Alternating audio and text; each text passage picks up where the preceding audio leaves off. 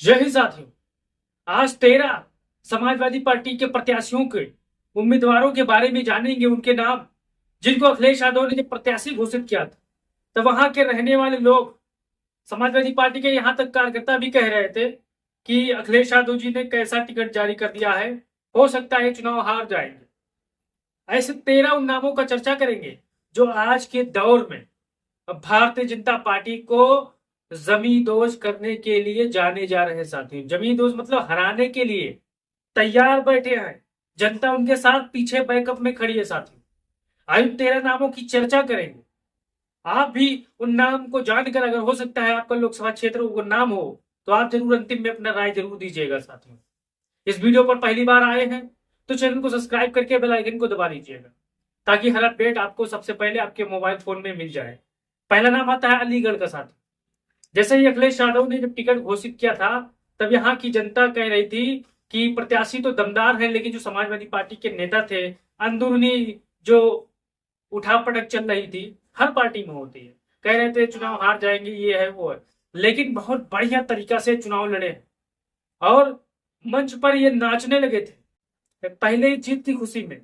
चौधरी विजेंद्र सिंह नाम है, पूर्व सांसद रह चुके हैं, और जितने भी हमारे अलीगढ़ के साथी होंगे वो इस बात को, इनके बारे में जरूर जानते हो। संघर्ष करने वाले इंसान हैं। लगातार अलीगढ़ में भारतीय जनता पार्टी के साथ किस हिसाब से शासन पर शासन था, ये किसी से छिपा नहीं है साथियों। लेकिन अलीगढ़ में चौधरी साहब ने मेहनत की, हर जाते हर धर्म के लोगों के साथ गए, उनसे वोट मांगा, और परिणाम यह हुआ कि समाजवादी पार्टी यहाँ पर चुनाव जीतती नजर आ रही है। किसी से कोई चीज छिपा नहीं है साथियों, मोबाइल का जमाना है। फिर आता है एटा से।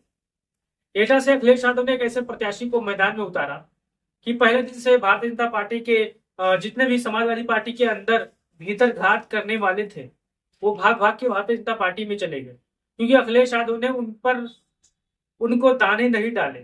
वो अपने आप को बड़ा तोप समझते थे कि मैं समाजवादी पार्टी का बड़ा नेता हूं, ये है वो है, टिकट हमें देंगे। लेकिन जैसे ही अखिलेश यादव ने देवेश साग को प्रत्याशी बनाया, वैसे भारतीय जनता पार्टी में जो जो समाजवादी पार्टी में रह रहे लोग थे, जो आस्तीन के साथ थे, वो भागते भागते भारतीय जनता पार्टी में गए, चाहे वो जो जाति के हो, चाहे जो धर्म के हो।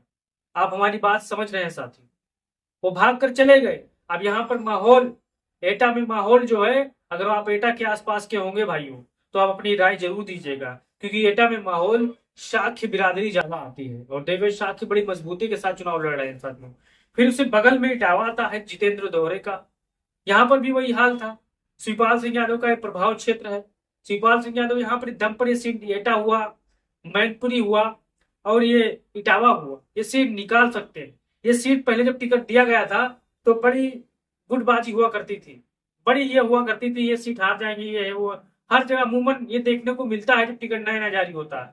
लेकिन धीरे धीरे शांत हो जाते हैं सभी लोग साथी। तो फिर यही जितेंद्र दोहरे बड़ी मेहनत कर रहे हैं, संघर्ष कर रहे हैं, अब वो लड़ाई में है साथी। उन्होंने मैच में पकड़ बना ली। एटा हो, इटावा हो या मैनपुरी हो, ये सब आसपास का एरिया है, शिवपाल सिंह यादव के प्रभाव वाला एरिया है। तो शिवपाल सिंह यादव के जितने भी चाहने वाले हो, इस वीडियो में अपनी राय जरूर दीजिएगा भाई। फिर बाद में आता है लखीमपुर खीरी का साथी, खीरी लोकसभा का। इस बार टेनी का हाल जनता खराब करने वाली है, क्योंकि पिछली बार जिस हिसाब से जनता ने उन्हें चुनकर सांसद बनाया था, किसानों का, किसानों से उन्होंने क्या क्या सलूक किया किसानों के साथ, किसी से छिपा नहीं है भाइयों। आप भी जानते होंगे, लखीमपुर खीरी के आसपास के होंगे, बहराइच के आसपास के होंगे, तो आपको अजय मिश्रा टेली के बारे में एक एक बात पता हो। तो यहाँ पर भी उत्कर्ष वर्मा बड़ी शानदार तरीके से चुनाव लड़ रहे हैं, और किसी से कोई चीज छिपा नहीं है कि यहाँ पर खीरी में इस बार खीरी की जनता भारतीय जनता पार्टी के अजय मिश्रा टेनी उर्फ थार वाले चच्चा को हराने जा रही है चुनाव। फिर चलिए धरोहरा का। धरोहरा में जैसे ही अखिलेश यादव ने अपने संगठन के साथी, अपने सुख दुख के साथी आनंद भदौरिया को टिकट दिया था, तब कुछ लोग विरोध कर रहे थे, ये हार जाएंगे, ये जमानत जब्त करवा लेंगे। अखिलेश यादव ने थाली में सजाकर भारतीय जनता पार्टी को ये सीट गिफ्ट कर दी है। लेकिन साथियों, अब ऐसा नहीं है। जैसे जैसे समय बीतता जा रहा है, चुनाव की बेला और नजदीक आ रही है। पहला चरण, दूसरा चरण समाप्त हो गया है, तीसरे चरण की बारी, चौथे चरण की बारी है। तब यहाँ पर भारतीय जनता पार्टी के जो उम्मीदवार हैं, धरोहरा के, वो परेशान है महिला उम्मीदवार। वो आनंद भदौरिया से बहुत ही पीछे जा चुकी हैं अब, क्योंकि वो क्षेत्र में नजर ही नहीं आती थी भाइयों। फिर चलिए मिश्रिक का हाल ले लेते हैं। मिश्रिक से जिस हिसाब से रमाशंकर भार्गव जी को उम्मीदवार बनाया है, टिकट पे टिकट काट कर अखिलेश यादव ने जिस हिसाब से चुना है, बहुत ही शानदार तरीके से भी चुनाव लड़ रहे हैं। और अंतिम में सभी जाति सभी धर्म के लोग इनको वोट करेंगे और इंडिया गठबंधन की साइकिल को तेज चलाएंगे। ये जो सीटें हैं 13 सीटें, यहाँ पर समाजवादी पार्टी बड़ी मजबूती के साथ अब हो गई है सर।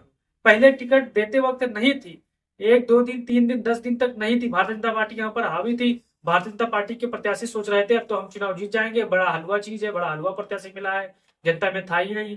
लेकिन जैसे जैसे समय बीतता गया, समाजवादी पार्टी के प्रत्याशियों ने जो अखिलेश यादव का दिया फार्मूला अपनाया, संगठन में वापस आए, चुनाव में वापस आए, जमीन पर वापस आए। फिर चलते हैं बहराइच की तरफ। रमेश गौतम समाजवादी पार्टी के उम्मीदवार हैं और यहाँ पर समाजवादी पार्टी का एक छोटा से छोटा बड़ा से बड़ा नेता लगातार यहाँ पर उनको चुनाव जिताने के लिए संघर्ष कर रहा है। आप बहराइच के आसपास के होंगे तो आपको पता होगा रमेश गौतम के बारे में। पहले सब्बीर बाल्मीकि 2019 से इंडिया गठबंधन के प्रत्याशी थे। महज कुछ ही हजार वोटों से चुनाव हार जाते हैं, लेकिन समय आता है 2024 का। अखिलेश यादव ने उनको उम्मीदवार बना दिया रमेश गौतम को। शानदार है, सीधे साधे हैं, जुझारू हैं, जनता के बीच में रहने वाले इंसान हैं। इनको भी जनता जिताने जा रही है साथियों। फिर आता है संत कबीर नगर से। संत कबीर नगर से पप्पू निषाद जी अब दमदार तरीके से दावेदारी कर रहे हैं। जब इनको टिकट दिया गया था तो एक माहौल बनाया गया था कि ये टिकट हार जाएंगे और ऐसा है मसला, ये चुनाव हार जाएंगे। लेकिन जैसे जैसे पप्पू निषाद का कार्यक्रम आगे बढ़ा, जनता फैसला करती है साथियों। अखिलेश यादव इस बार टिकट तो दे देते हैं, लेकिन जनता यहाँ पर चुनाव लड़ रही है। जनता विपक्ष के नेताओं को पकड़ पकड़ कर वोट दे रही है। मैंने कैराना में देखा है, मैंने देखा है मुजफ्फरनगर में, मैंने शामली के आसपास के एरिया देखा है कि जनता जबरदस्ती इंडिया गठबंधन को वोट दे रही है, महंगाई के मुद्दे पर, बेरोजगारी के मुद्दे पर। फिर आगे चलते हैं सलेमपुर से रमाशंकर विद्यार्थी। ये भी बड़ी मजबूती के साथ अब चुनाव लड़ रहे हैं साथियों। पहले जो इनकी स्थिति थी, जब इनको टिकट मिला था तो लोग थोड़ा निराश थे कि कौन सा प्रत्याशी आ गया। लेकिन जैसे जैसे समय बीतता आया, लोग जुड़ते गए, कारवां आगे बढ़ता गया। समाजवादी पार्टी के प्रत्याशी रमाशंकर विद्यार्थी भाई बड़ी मजबूती के साथ चुनाव लड़ रहे हैं। फिर आता है चंदौली का ब्रेंद्र सिंह। ये भी बड़े ब्रांड बनते जा रहे हैं धीरे धीरे और भारतीय जनता पार्टी को धूल चटाएंगे। ये धूल चटाएंगे। आप यहाँ पर कहीं पर लिख लीजिए साथियों, जो कि चंदौली का आसपास का एरिया है, मेरे कई साथी वहां से हैं और बड़ी मजबूती के साथ संगठन के लोग वहां पर मदद कर रहे हैं। फिर आता है मिर्जापुर से राजेश स्पिन। मिर्जापुर से इस बार समाजवादी पार्टी की साइकिल बड़ी तेजी के साथ आगे चल रही है, दौड़ रही, और यहाँ पर मजबूती के साथ चुनाव जीतेगी। ये हम यहाँ से बैठ कर नहीं, जनता वहां से बैठकर हम लोगों को रिपोर्ट कर रही है। फिर आता है मोहनलालगंज से। मोहनलालगंज से आर.के. चौधरी, समाजवादी पार्टी के बड़े होनहार, बड़े मजबूत उम्मीदवार धीरे धीरे बनते जा रहे हैं। ये ऐसे 13 सीटें हैं जहां पर अखिलेश यादव ने पहली बार जब प्रत्याशी का लिस्ट जारी किया था, तब हम समाजवादियों को लगा था कि अखिलेश यादव कि पहली बार जब लिस्ट जारी किया था अखिलेश यादव जी ने, समाजवादी पार्टी ने, तो हम समाजवादियों को लगा था, लगता है अखिलेश यादव चुनाव लड़ने के मूड में नहीं है। लेकिन अखिलेश यादव की कुशलता, अखिलेश यादव की दूरदर्शी अब हम सबको समझ में आ रही है साथियों। अब हमको पता है कि अखिलेश यादव किस हिसाब से टिकट दिए हैं और कौन से ऐसे लोगों को टिकट दिए हैं जो जनता के बीच में वो उपस्थित रह रहे हैं, संगठन के आधार पर मदद हो रही है और चुनाव जीत कर आएगा। क्योंकि चुनाव महंगाई पर हो रही है, बेरोजगारी पर हो रही है। आप हमारे भाई बहन इस वीडियो पर पहली बार आए हैं तो चैनल को सब्सक्राइब करके इन 13 सीटों के बारे में अपनी राय जरूर दीजिएगा। और आप इस लोकसभा क्षेत्र से हो तो अपनी हाजिरी जरूर लगाइएगा। आप अगर इस लोकसभा क्षेत्र से वीडियो देख रहे हैं 13 में से, तो आप 10 समाजवादियों को ये वीडियो जरूर भेजिएगा। जय हिंद।